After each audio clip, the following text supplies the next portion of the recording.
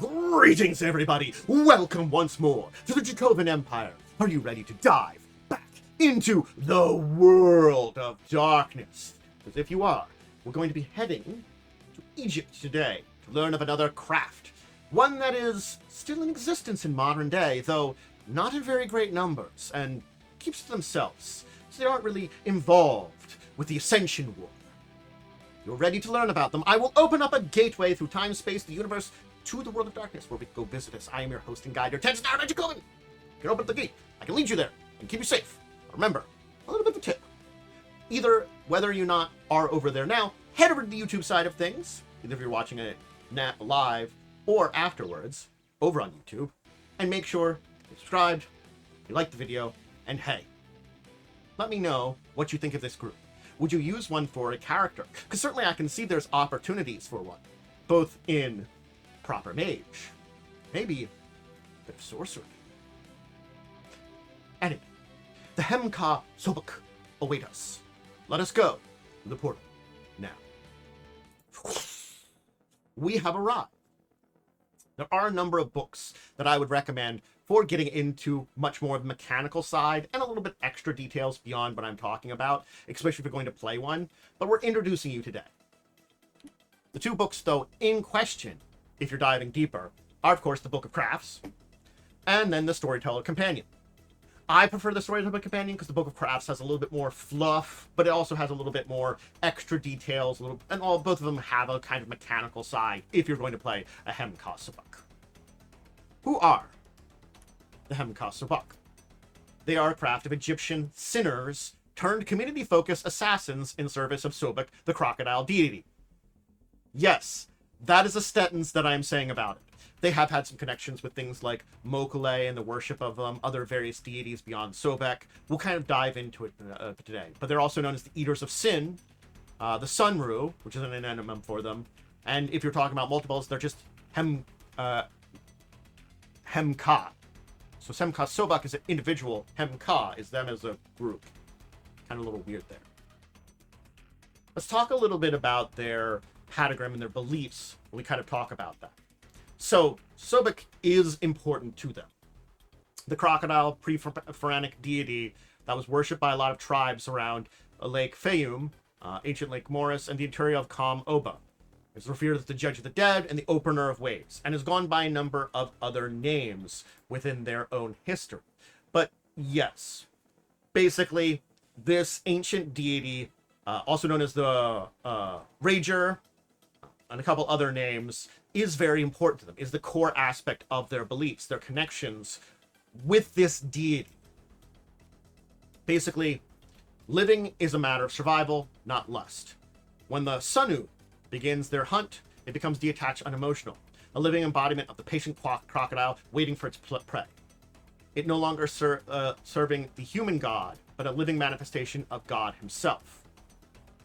They basically believe that when Sobk's worship was widespread, he granted his faithful shards to his own Skehemen. Those basically with the power of Avatar, magic in them. As his worshippers declared, the Skehemen he gave to others was lost, being born of those who never awakened or turned away from the gift. And it's the duty of the Sunru, we'll talk about them in comparison to this group, to find those who contain Sobk shards and judge them. If a person is found worthy, they're offered a chance to join the Hem-Ka, or left ignorant and allowed on their ways. Basically, mages often referred to as Zephyrs. You know, if we find someone that seems to have a shard of it, that is a mage with another group or something like that, but seems to be someone that is worthy of the power they have, it's fine. They don't necessarily have to join our group. It's a little inclusive this. They're not killing everybody they believe has a shard of magic in them, but, you know, it's yeah. But they will hunt and kill those they find unworthy. You don't have to join them to be proven worthy, though. Keep this in mind. Then they devour the person's liver to prevent them from ever being reborn, they say, and return the heart to Sobk so the god may regain his lost skin. That old chestnut. They do not believe in Heka. The power to do magic is something inherent. The power comes from Sobk, and their expression of Hem-Ka is based around different foci. The Hem-Ka is an act of devotion and service to the greater god, and they're not the same. So they focus on correspondence to spirit, and they are technically forbidden to learn entropy, forces, and prime. So keep those things in mind if you're going to play one. There are forbidden arts for them. Let's look at their history. So they are said to originate in the region of Fayum, where they were known as the Henry Shi and worshipped a crocodile god, the Rager. When other gods rose, the Henry Shi were sidelined, and the god relegated to a minor one in the greater pantheon. Their marshes drained to make room for agriculture. They renamed themselves the Hem-Ka Sobk, and they left that region, dispersed in the various cities, worshipped the true form of the Rager in secret. Basically, when Sobk kind of became part of the Egyptian pantheon, they spread out into the territories of ancient Egypt. Being the spread out, when the Grand Convocation happened, they did not heed that call. They had friendly relations with groups like the Patini, and they shared insights into the Baku. They exist in the poorest places in Egypt, recruiting from the slum dwellers and protecting the community. The community was so important to them. They practiced their religion as possible delusional fervor, insular, xenophobic, violent in their approach to others, and a lot of this hasn't changed. So they still are very insular, xenophobic, and basically respond with violence first, but it doesn't mean modern day versions of them aren't a little more lapsed than, let's say, a version of them was 200 years ago. Yeah, they might not want to do anything to do with you. They might dislike you at first, and they might resort to violence, but they might not kill you now. Just scare you off. Injure you a little bit. They're pretty hidden. And until the last of the Kari, Heb, Top, and the Sanu are found dead in the morning, there are two groups when we talk about their organizations. After one of their most important rituals, yeah.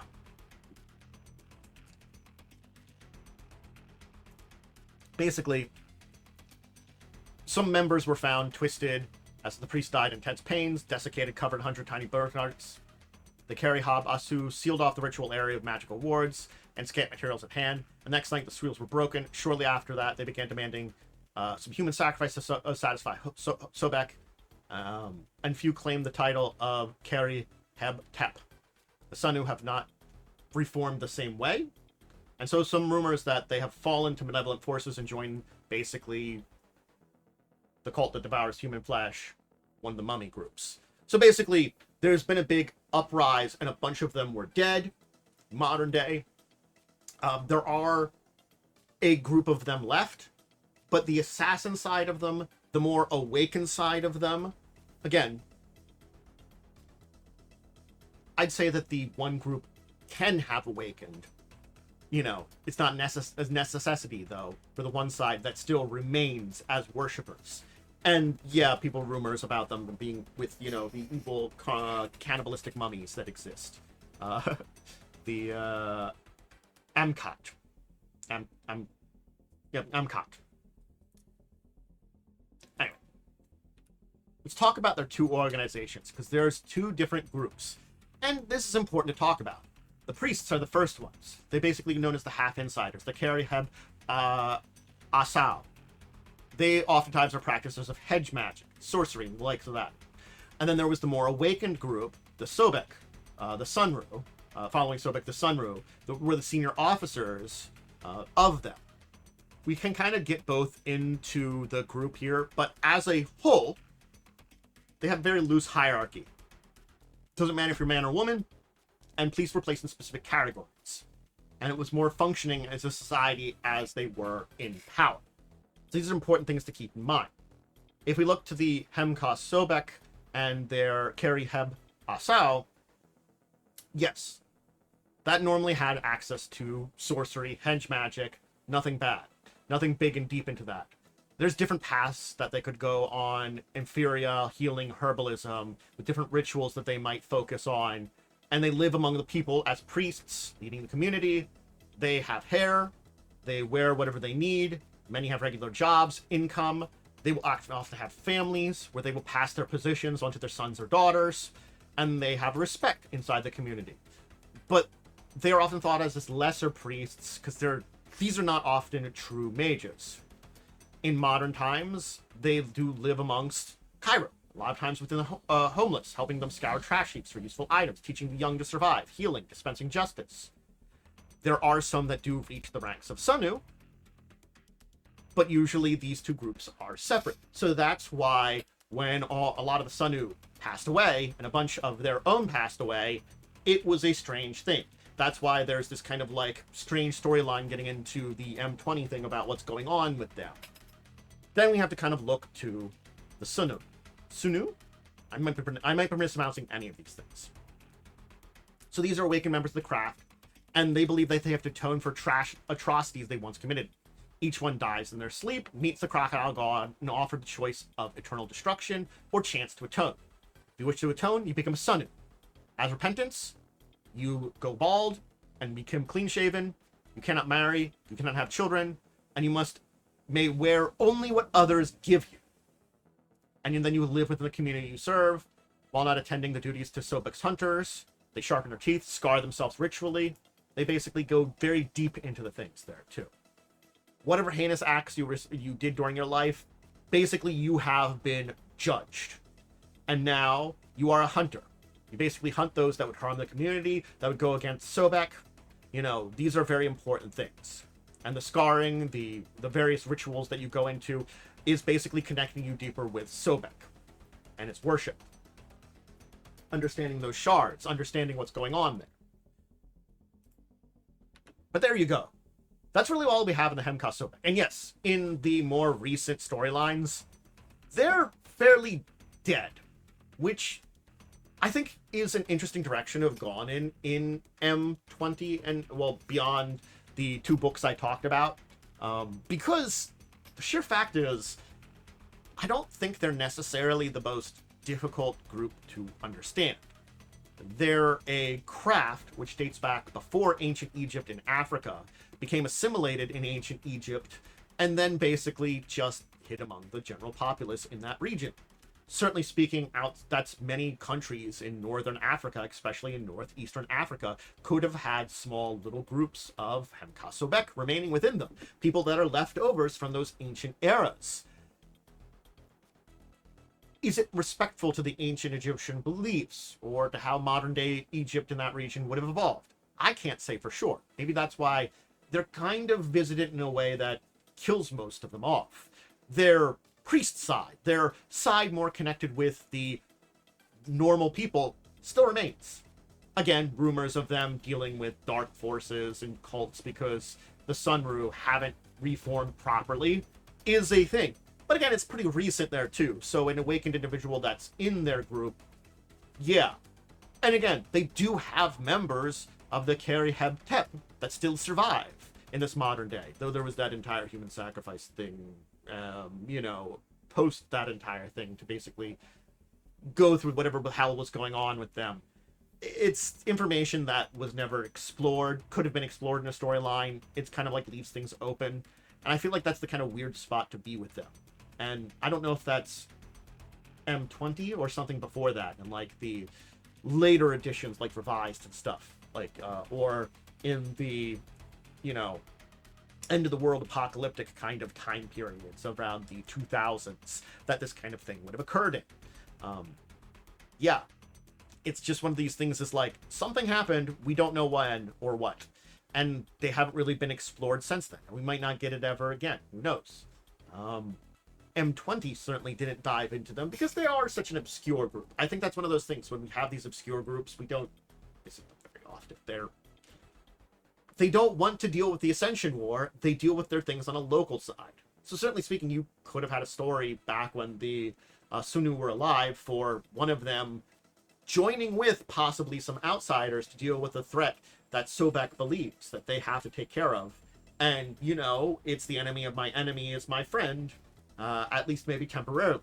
And that could have been an interesting storyline set in Egypt, especially Cairo and that regions and many of these areas. But I don't know. Just let me know, what do you think of all this? I think that's a good question here as we end for the day and head out to my outro. My question for today is, what do you think about them? What do you think about the storyline that was kind of given for them, this kind of death of their group to a mostly great? They're still in existence, but in so few numbers now, it doesn't really understand. you know, and what happened to them, and do they need to be kind of killed off? Are they interesting a storyline for them to have? Would you have used them ever? I'm curious, because they're a little interesting group that's kind of on the side there, these little rare crafts. But anyway, if you want to see more of my stuff, please check me out either on Twitch or YouTube. If you're on the Twitch side of things, hey, great, you can see me live, doing tabletop stuff, live plays of games like Fall of Adam Swells 1 to 8, my kind of talk show discussion-y thing that I have, kind of podcasting thing, discussing tabletop Saturdays at 6, or just some gaming, hanging out with friends, chatting, all those kind of basic Twitch stuff for a variety streamer with a tabletop focus. But if you just want to see tabletop stuff, head over to the YouTube side of things. That's where all the tabletop stuff is uploaded, including those old full plays of games. If you're looking for World of Darkness, Legacy of Kain, I could recommend. But I've got a lot of other videos from various places you could always check out. Check out my social media link below. And until next time, we dive into the World of Darkness or somewhere else, I bid you out there a deep and wonderful farewell.